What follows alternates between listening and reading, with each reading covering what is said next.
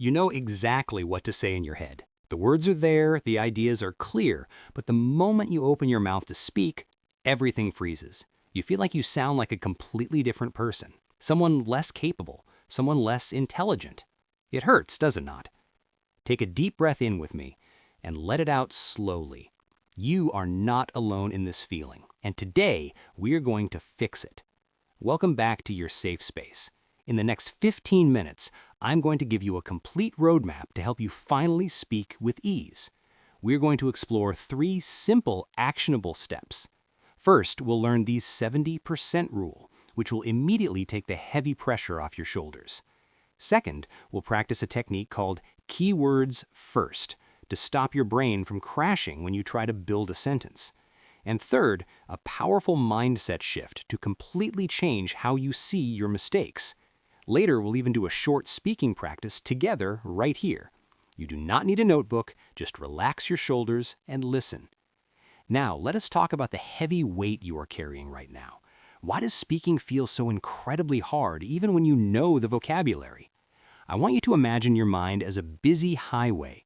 You have spent years collecting words, studying grammar rules, and reading textbooks.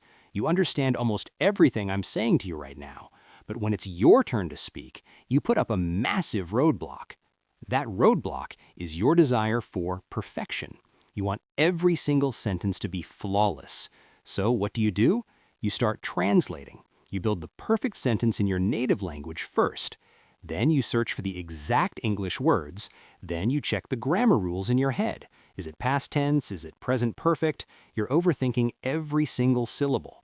By the time your brain finishes this exhausting process, the other person has already changed the topic, and you're left there silent, tired, and frustrated. I know this pain intimately because I used to do the exact same thing. In school, we're taught that anything less than 100% is a failure. But language is not a math test. It's simply a bridge between 2 human beings. The problem is not your English level. The problem is that you are wearing a heavy iron armor called perfectionism, and it's making you too exhausted to walk. It's time to take that armor off. Let us step into the first part of our new roadmap. I call it the 70% rule. I want you to close your eyes for a second and imagine you are drawing a picture to show a friend where you live. You do not need to paint a beautiful masterpiece with perfect lighting, shadows, and tiny exact details for them to know it is a house. You just need a few simple lines. A square for the building, a triangle for the roof, a rectangle for the door. Your friend looks at it and they instantly understand. They get the message. Language works in the exact same way. When you open your mouth to speak, your goal should never be 100% grammatical perfection. Your only goal is human connection.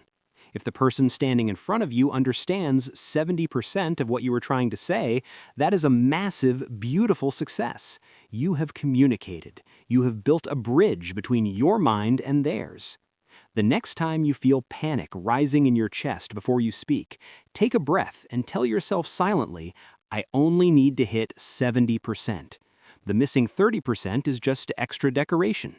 We can worry about the decoration later. Right now, we just need to build the house. Give yourself permission to be imperfect. Now, let us move to step 2. This is a very practical tool to use when your brain feels stuck. I call it keywords first.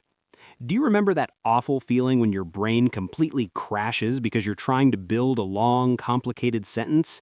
It feels like you're trying to carry 20 heavy bags of groceries all by yourself. Of course you're going to drop them. The mental weight is simply too much. So we need to drop the heavy bags.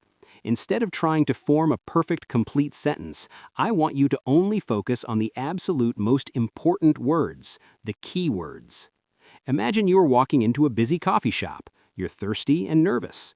Instead of panicking because you can't remember how to say, "Excuse me, I would like to order a large cup of hot coffee with a little bit of milk, please," I want you to just find the core words. Large, coffee, milk, please. That's it. It might feel a little uncomfortable because it's not the polite, perfect textbook English you studied, but look at what happens. The barista smiles, understands you immediately, and hands you your drink. You succeeded. Reduce the pressure. Let your brain start with just the key words. You can always build the grammar around them later once you feel safe. Finally, we arrive at step 3. This is perhaps the most important shift of all. It's a powerful change in your mindset.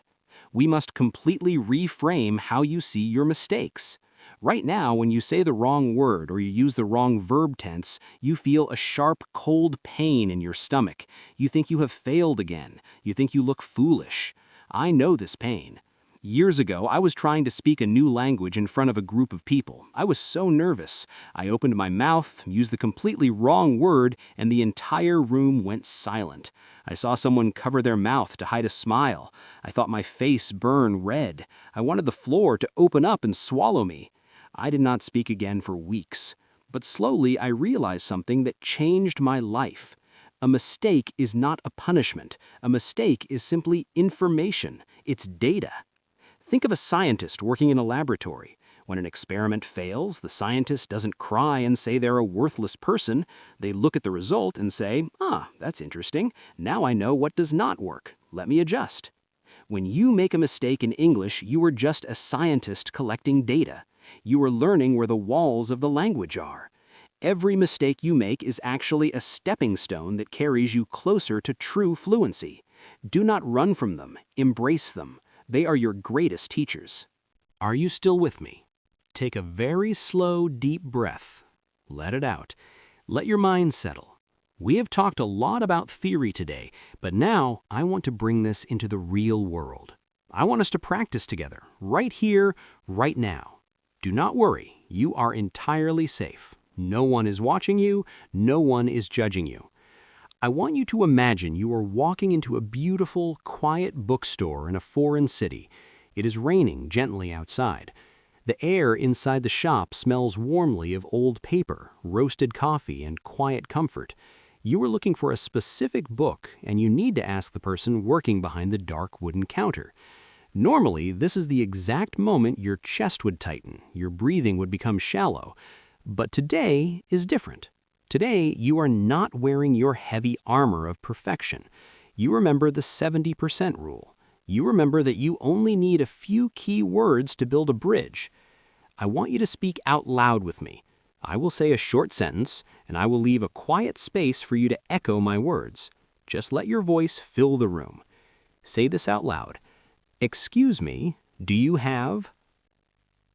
Let us try that again, nice and slow. Excuse me, do you have? Now let's add the keyword. This book, please. Once more, very gently. This book, please. Notice how your body feels right now.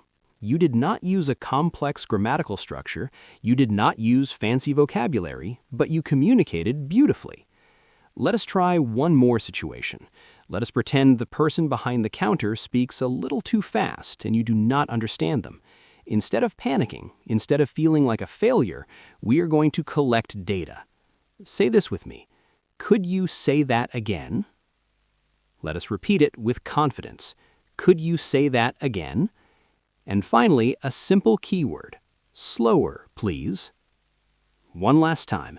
Slower, please. See? That was not so terrifying, was it? You are completely capable of handling these moments. Take another deep breath in and let it out softly. How does your chest feel right now? I truly hope it feels a little bit lighter. I hope the idea of speaking English no longer feels like a massive, terrifying mountain that you have to climb alone. Let us softly recap the journey we took today. Whenever you feel that old panic rising, remind yourself of our roadmap. You only need to reach 70% to connect with another human heart. The rest is just decoration. When your mind is tired, drop the heavy bags and just use your key words. And most importantly, every time you stumble, every time you use the wrong word or the wrong tense, you are simply a scientist gathering data. You are not failing. You are mapping the beautiful territory of a new language. You are collecting the very pieces of your future fluency. Before we say goodbye for today, I have a small, gentle challenge for you. I want you to go down into the comments section below. I want you to write one sentence about a mistake you made in English recently, but I want you to write about it like our scientist. Tell me what piece of data you learned from that mistake. Reclaim your power. Show the world and show yourself that you are no longer hiding in the shadows of perfectionism. You have done truly wonderful work today. I know it takes courage to face these fears. Please remember that you can always return to this video, to this safe space whenever that invisible wall starts to build up around you again.